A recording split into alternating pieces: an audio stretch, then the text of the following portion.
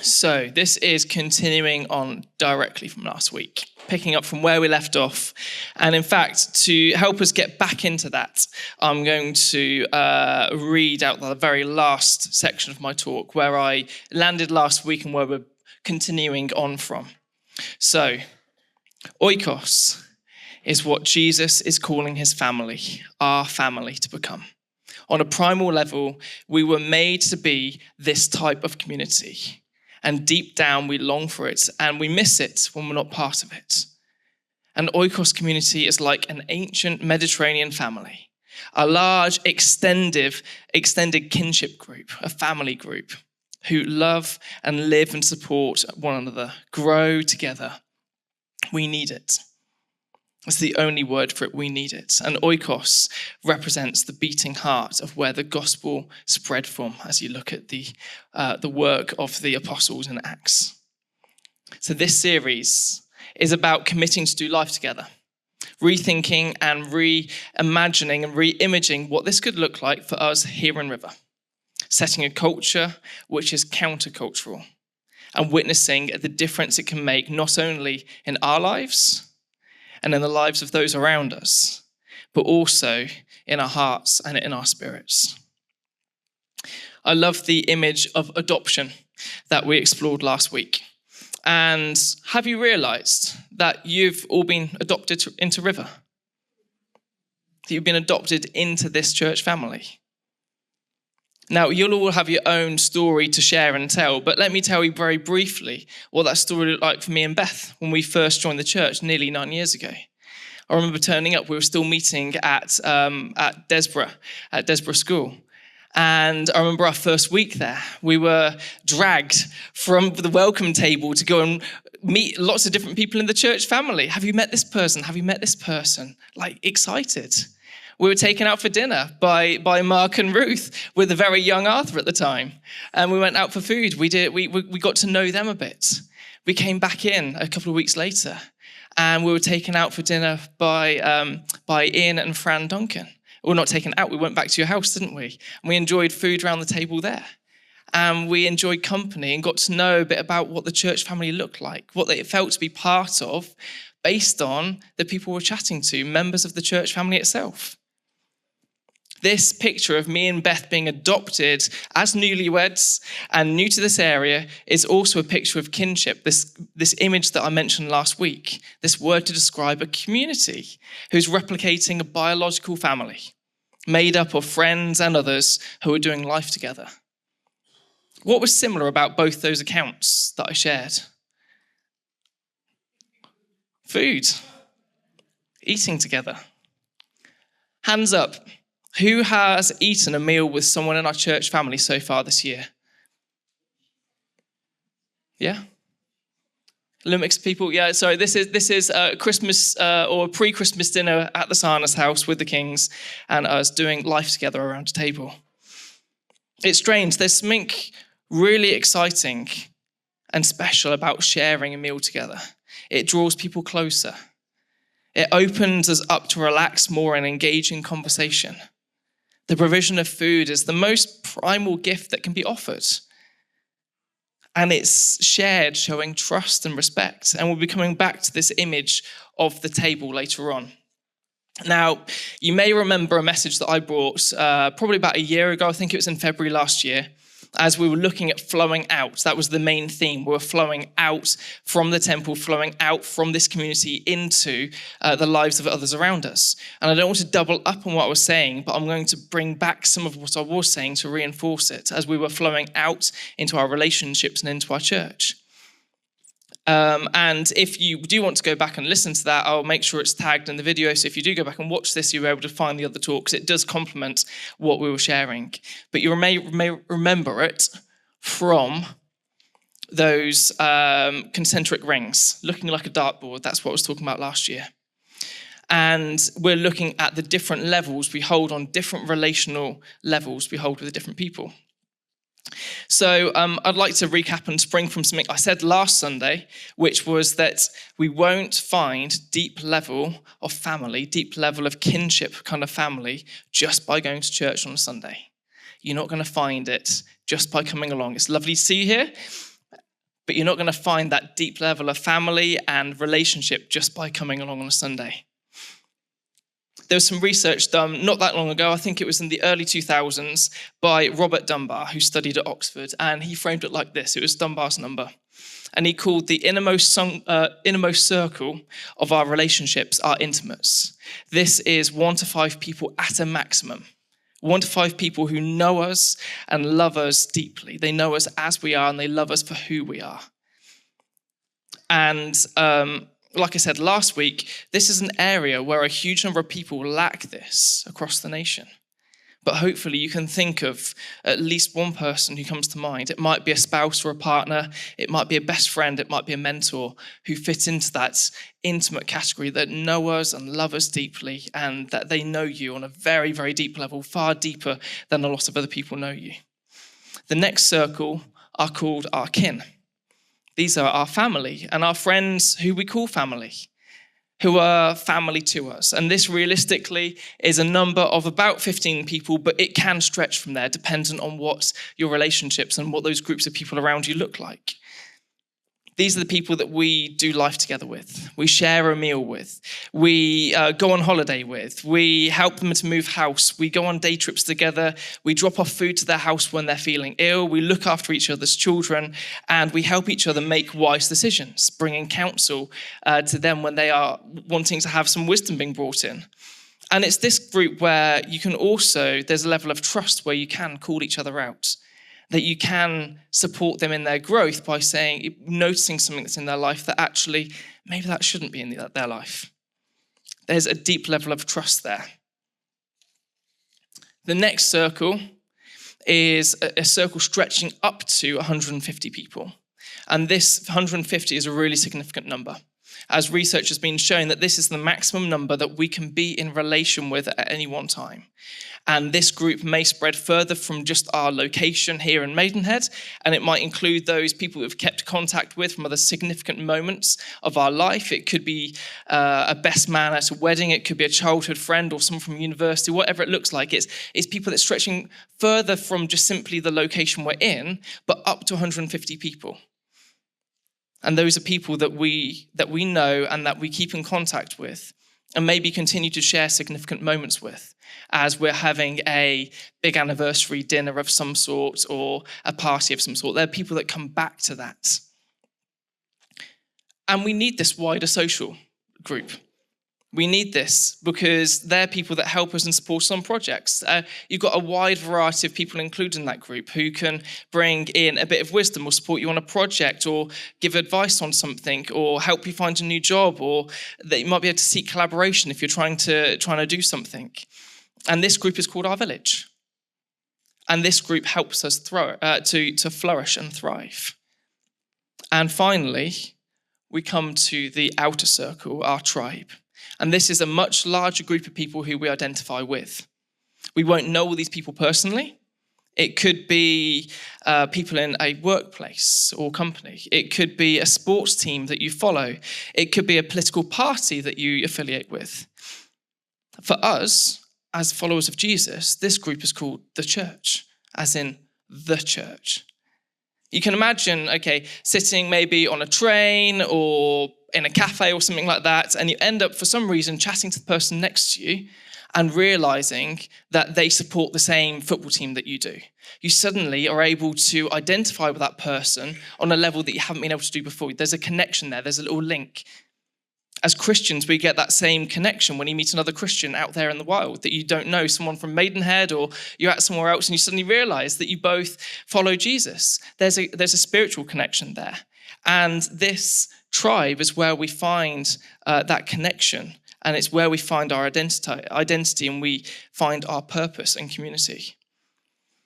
As we look at this Dunbar's theory, there's one very obvious takeaway, and that is we need to hold relationship on all 4 levels. We need to hold relationship on all 4 levels. How do we know this? How can we back this up? Well, we can observe Jesus. Jesus had relationships on every layer. He had 3 intimates who are like brothers to him: Peter, James, and John.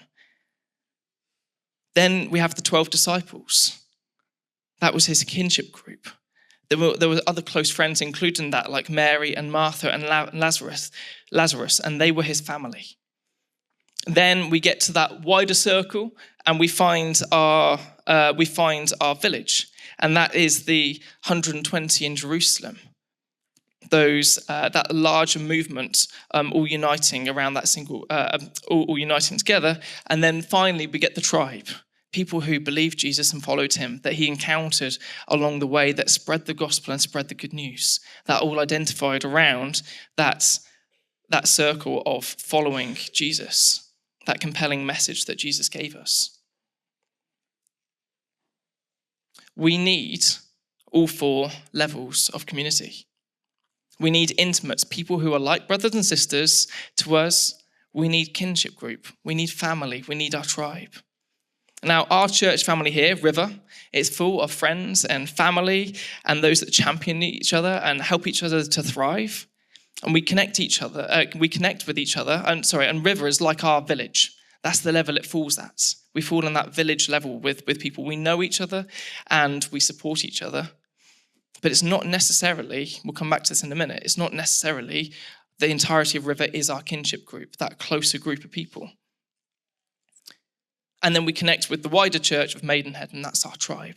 When we catch up with other believers and followers at different points in time of the year, when we meet other people from other churches. It's important to find a healthy local church to be a part of, but it's just as important to find our 3 and our 12, which is how Jesus would refer to it. But why is this, Adam, I hear you ask? Because our deepest formation, our healing, our growth change, it all happens in those 2 smaller circles. We need our intimate friends to bear the weight of life as we go through difficult times, that can know us and know our soul and know us deeply. And we need our kinship groups to do family with. That's family around a table, not family around a Sunday gathering. Now, let's be clear and do take note. It is possible to attend church every single Sunday and yet not find that level of community that fits in that circle 3 and that's in those inner circles. Sorry, in the outer circles. We may not be able to find that level of community. But what we haven't reached quite yet is that beautiful Oikos image that I brought last week, where we can grow deeply, where we can practice community with one another, where we can live as one extended family. So to make that work, we need a family inside a family. To make it work, we need our kinship group and our intimates inside a River, so that there are many pockets of family inside the River family to make this image of Oikos to work. Now, I've mentioned the practice of community last week and this week, and we're going to be mentioning it many more times because it's the series that we're in. But what is this practice? What is the practice of community?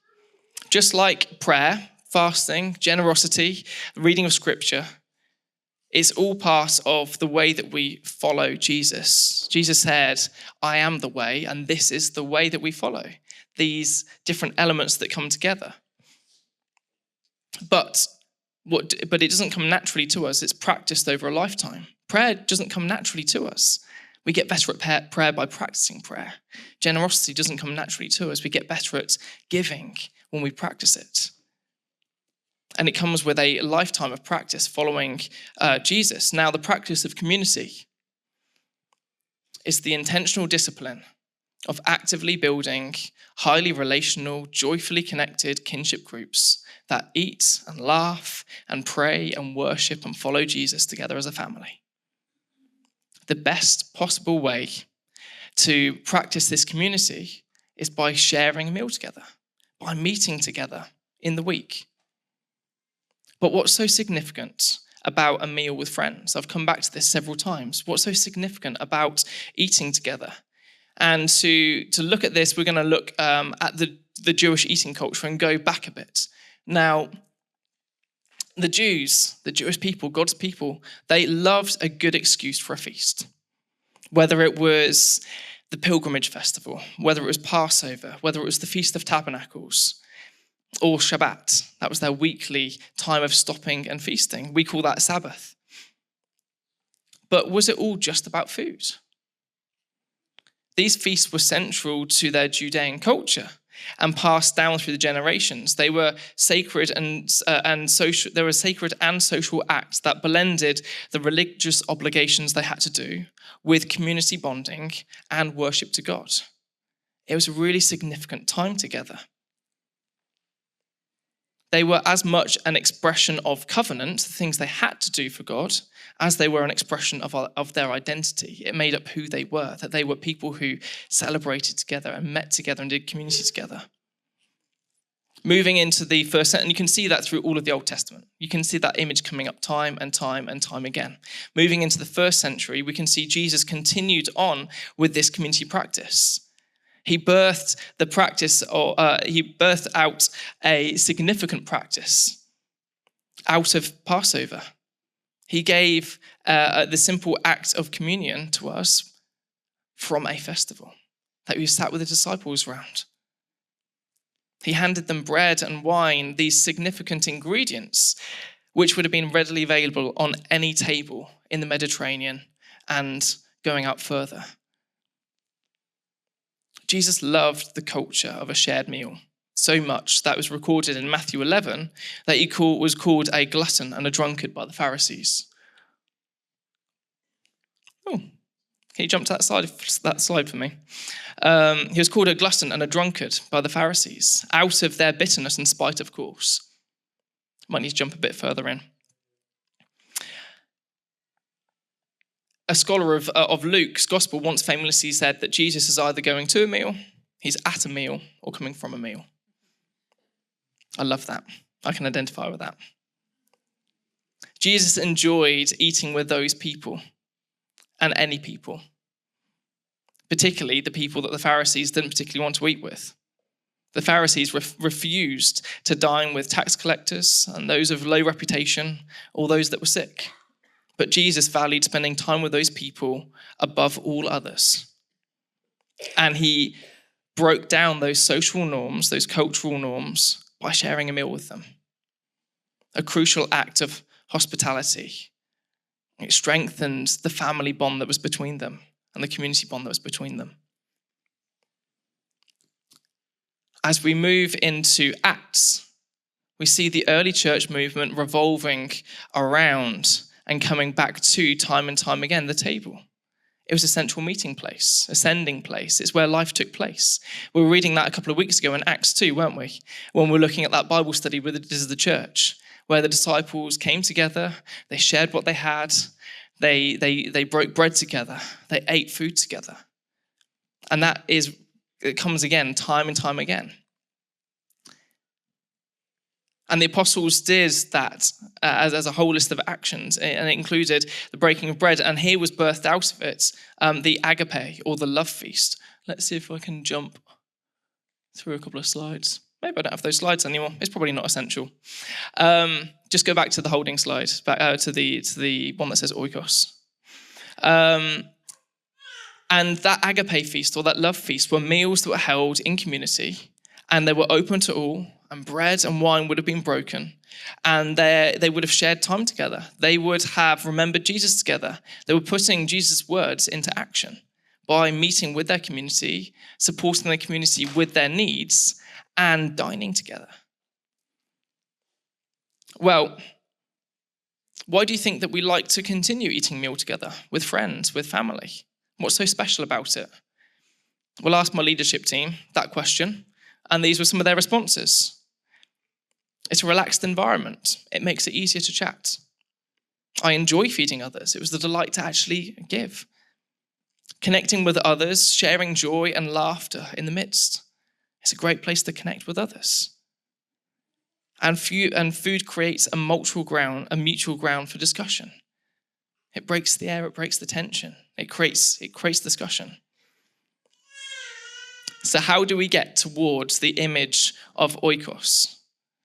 This begins with smaller kinship family groups who do community together, that do life together. that commit to look after each other and support each other in their ups and downs. We've seen that this week, just even in our own family, where Beth's been ill and people have been coming and saying, we'll grab Isaac for a bit and look after him, or whatever it looks like to give space and time for us. And it's about committing to do life together, rethinking and re-imaging what this could look like for us here in River, setting this culture. Now, you got some homework this week, and you can probably guess what your homework is. And it's to share a meal with someone in the church family. And I'd encourage you to look outside of those regular circles of people that you might eat with. It's not an excuse to eat a meal with someone that you've eaten a meal with this year, or maybe late last year. It's a great excuse to meet someone else who is part of our church family that maybe you haven't invited around to your house, to connect with someone else.